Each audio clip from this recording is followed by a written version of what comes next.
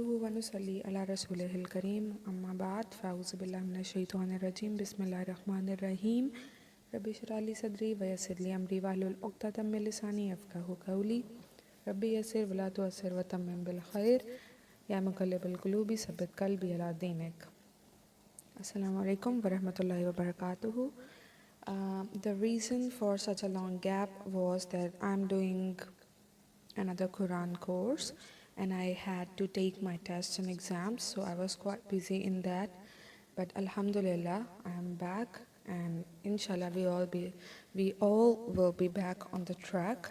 So we were on Surah Yasin, and today I'm gonna start with ayat number 36. Subhanallazi khalaqal azwaja kullaha mimma tunbitul arzu wa min anfusihim wa mimma la ya'lamun. How perfect is the one who created everything in pairs, from what comes out of the earth and even from within themselves and out of things they don't even know. Okay, this is a little bit complicated, but inshallah, with the help of Allah, I'll make it easy for you to understand. Let's start. Allah created all kinds of pairs, and azwaj doesn't mean pairs only. Azwaj also means groups that complement each other. The entire ecosystem complements each other. Planets complement each other, galaxies, human bodies, spouses, families, countries, everything complement each other.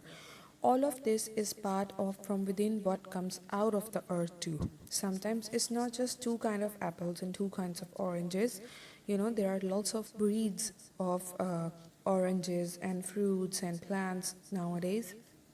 Moreover, some plants grow in an environment where they need other plants to support them for nourishment, for moisture, for shade, etc. They are a zoj with their other plants. Okay, Allah is perfect. He made everything need everything else. That's the point he's making. Look around you, look at everything which needs everything else to grow, prosper. Look how the earth needs clouds, clouds need winds, sun, moon, subhanallah. And within you, he made things that need other things. This is way beyond male and female. Then there are pairs, dualities, contradictions, even inside me, inside our own body. If you look and ponder, Allah put inside me the urge to do whatever I want, and then He put inside me the urge to hold back and says, don't go crazy. Okay? Enthusiasm and restraint, both are inside me. He gave me this body and complemented it with ruh. I am made of a pair, a qalb, heart, and a mind, thought, emotions, logic. This world and the world hereafter, everything exists in pairs. The only one that doesn't need a pair complement is Allah subhanahu wa ta'ala. That's why in the beginning, Subhanallazi khalaqal azwaj, how perfect is the one, the creator, who doesn't need any complement. Okay, now ayat number 37. وَآيَةٌ لَهُمُ اللَّيْلُ نَسْلَخُ مِنْهُ النَّهَارَ فَإِذَا هُمْ مُظْلِمُونَ. A sign for them is the night. We pulled the day out of it, so they are left in darkness. Did you know that in Quran Allah compares the misguidance to the night and guidance to the day? This is a spiritual truth. Just like for Arabs, for generations these people were in night, and we pulled out of them the Messenger sallallahu alaihi wasallam, whom Allah gave the light of the day so beautifully. But then this ayat also ends so beautifully. All of a sudden they go into the dark themselves. Wait, it was just a day, and Allah is now talking about Muslimun? What is this? Because those people had light of Quran and Messenger, yet they wanted to dig into the darkness. Oh, that's because there is a wall in front of them, back of them, and above them. Remember? Allah uses the word Muslimun, which is permanent. Allah is using the material example of night and day and switching over to the spiritual truth. May Allah bless our hearts with Hadayah.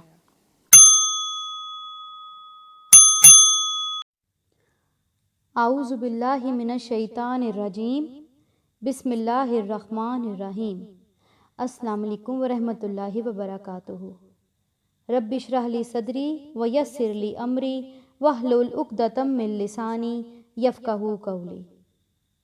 آج ہم پڑھیں گے آیت 36 اور 37۔ سبحان الذی خلق الازواج کلھا مما تنبت الارض ومن انفسہم ومما لا یعلمون۔ پاک ہے وہ جس نے پیدا کیے جوڑے سب چیزوں کے، ان میں سے جن کو زمین اگاتی ہے اور خود ان کی اپنی جنس سے، اور ان سے کہ انہیں علم نہیں۔ یہاں لفظ آ گیا سبحان کا۔ پاک ہے وہ ذات، وہ ہے ہر شرک سے پاک، ہر طرح کی پیش بندیوں سے پاک، ہر طرح کی نسبتوں سے پاک۔ اس کی ذات عیب سے پاک ہے، اتنی پیاری ذات ہے کہ جو مختلف مراحل سے گزرتی ہے۔ اگر آپ دیکھیں کہ ہم کوئی چیز بنائیں، مثلاً دیکھیں میں مثال دیتی ہوں، ہم کیک بنا رہے ہیں، ان بٹوین کوئی کیک چکھے تو کہے گا ہائے کچا، روٹی کچی پکی منہ میں ڈالے کہے گا آٹا۔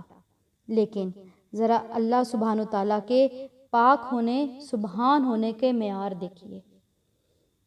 ایک آم کی مثال لے لیجئے، آم ہے ابھی ابتدائی حالت میں، گر گیا، کچی انبیاں ضائع ہیں۔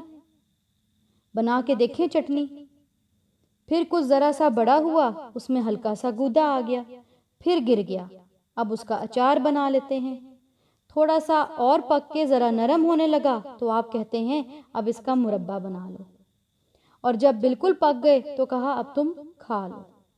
کسی کی سکائش بنا لو، کسی کا کچھ بنا لو، یعنی ایک آم کے ہر دور میں مختلف ذائقے، کچی کا اور مزہ اور پکی کا اور مزہ۔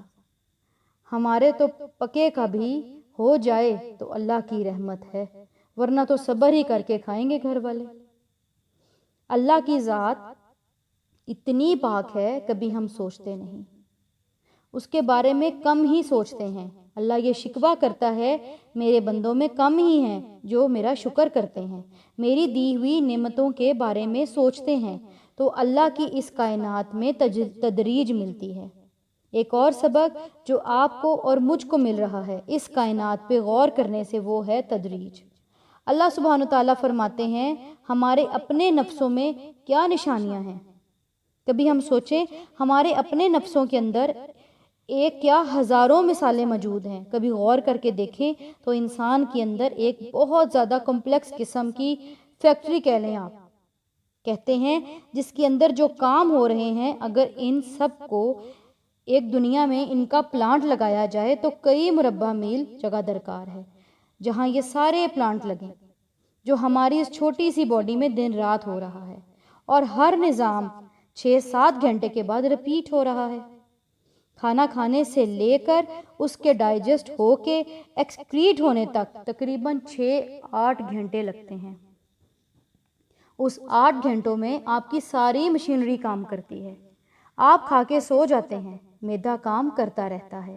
اللہ سبحانہ تعالیٰ فرماتے ہیں کبھی تم نے غور کیا اگر یہ سب کام اللہ نے ہم پر رکھے ہوتے نا کہ چلو کھانا آ گیا ہے معدے کے ڈھکن کھولو، کبھی یاد نہ رہتا۔